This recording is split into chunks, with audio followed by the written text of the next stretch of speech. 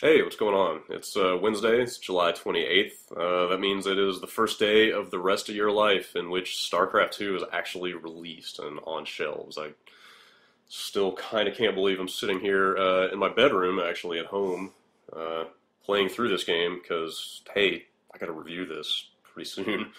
But yeah, so I've been here probably about 36 hours since BattleNet went live. Spent all day yesterday mostly barreling through the campaign.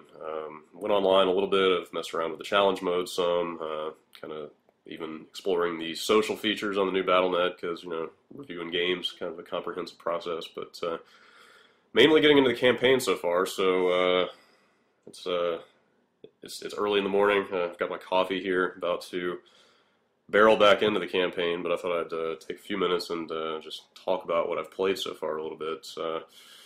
Looks like probably about a third of the way through the campaign now, just looking at the mission counter. Looks like there's 26 story missions, so about a third of the way through that. I'm super impressed with the design of the campaign so far. I was not the biggest fan of the Warcraft 3 campaign, which is, granted 6 years ago, but also the last real-time strategy game that Blizzard did, so that was kind of the precedent for this. This is much, much more interesting to me so far. The design of every mission that I've played so far is totally unique, and that was something Blizzard was talking about before the game came out, but you kind of need to see it for yourself to really grasp just how different each objective is. I mean, I don't think I've seen a single mission so far that's just like, hey, go stomp the other guy and you win. Like, everything has got really unique scripted mechanics, like unique art assets, tons of like unique enemies, and also units on your side. There are missions. There's one. It's kind of like almost like a zombie mission. It's like a Night of the Living Dead, like hold out in the middle of the map, and like there's actually a day-night cycle where during the day you're safe because the zombies burn up in the sun, so you can kind of go build your base, and you have to go out and destroy some of their structures. But every time night rolls around, you have to haul your ass back to your base and kind of basically set up a perimeter, and it's just like waves and waves of zombies or kind of infested human Zerg hybrid things coming at you. Lots of cool lighting and stuff on that one. There's another one where you're on a lava planet. You're trying to extract a bunch of resources on a lower tier of terrain that floods with lava every few minutes. So you've got to pull all your units back every time you get the alert that the lava's about to rise. There's a lot of lifting off buildings. Terrans obviously can do that. And then there's even one called the Great Train Robbery, where you're actually you're in the middle of the map. There's not a lot of resources. You just have to run around and kind of pick up little drops that you can put toward building more forces. But there are these trains coming through every so often, and you actually have to chase the trains down and take them out before they can escape off the other side of the map because you need the cargo they're carrying. And then there's all the narrative elements. That was another area I thought Warcraft 3 was kind of weak. They did a lot with like in-game, like kind of in-mission art assets, running around in up-close views, delivering dialogue. It all just looked a little bit silly, but StarCraft 2's got a ton of real-time cutscenes that look fantastic and actually do a lot to move the storyline along, but also, you walk around your ship and talk to people if you want. It's all kind of optional dialogue, but they flesh out a lot of stuff with some of the new and the old characters that you wouldn't get if you didn't spend the time doing that. Like, for instance, Tychus, he's your new kind of jailbird buddy. He's in marine armor, if you're ever wondering why he never gets out of that suit.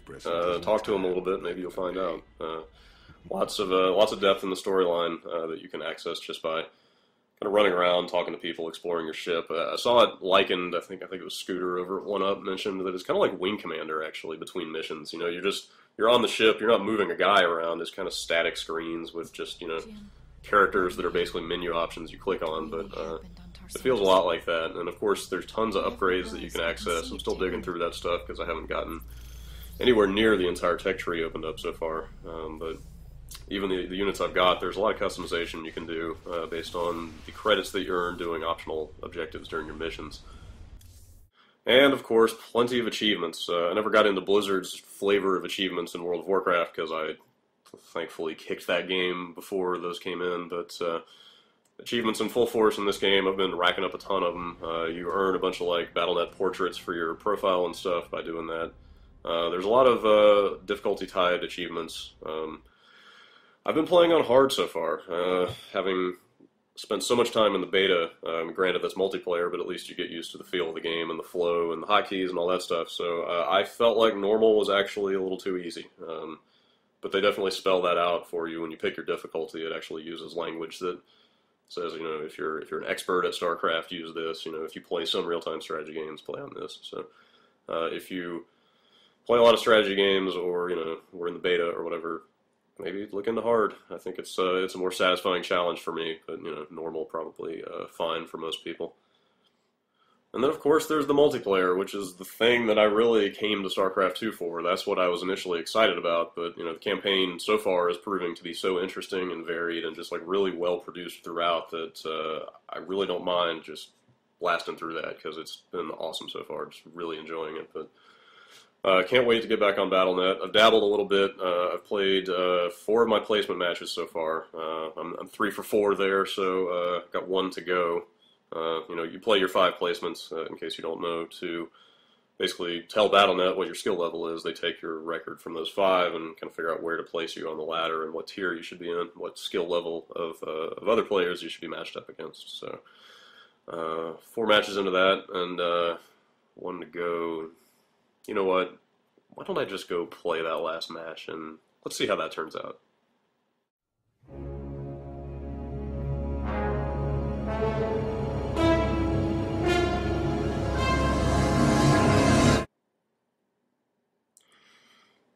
Well, that didn't go so well.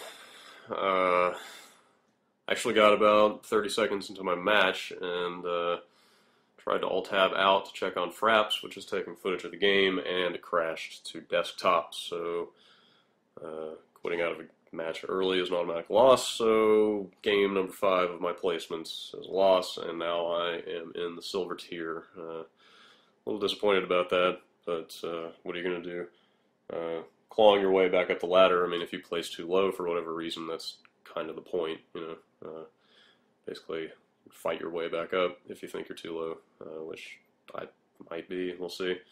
Definitely run into probably more players so far who have not played the beta than have, from what I've seen.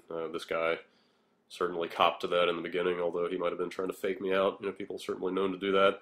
But definitely have played some people who clearly are getting their feet wet and don't really know what they're doing yet. But definitely, some people out there that are fairly well experienced with the beta as well.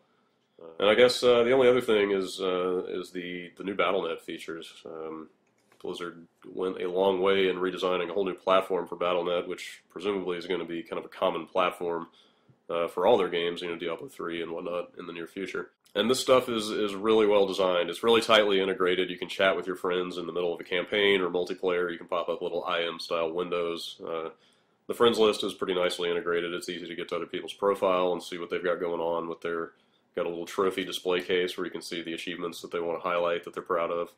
Even the Facebook stuff seems really well implemented from what I've seen. I don't know what all the uproar was about, but as far as I can tell, all it does is say, hey, here's a list of people you know on Facebook who are also playing StarCraft 2, and then you can just send them an invite for Battle.net if you want, and I think that's the extent of it. So I was able to add a lot of people that I didn't even know were into StarCraft 2 just through that interface, so that was kind of cool. So that's where I'm at with StarCraft 2 right now. Probably won't be playing a lot of multiplayer today, if any. I'm really going to bear down on the campaign. I really kind of need to get through that so I can write a review of this game, but also, again, pretty engrossed by the story and all the unique stuff that the different missions are doing. It's really keeping it fresh and just keeping it moving all the way through, so I can't wait to jump back into that here.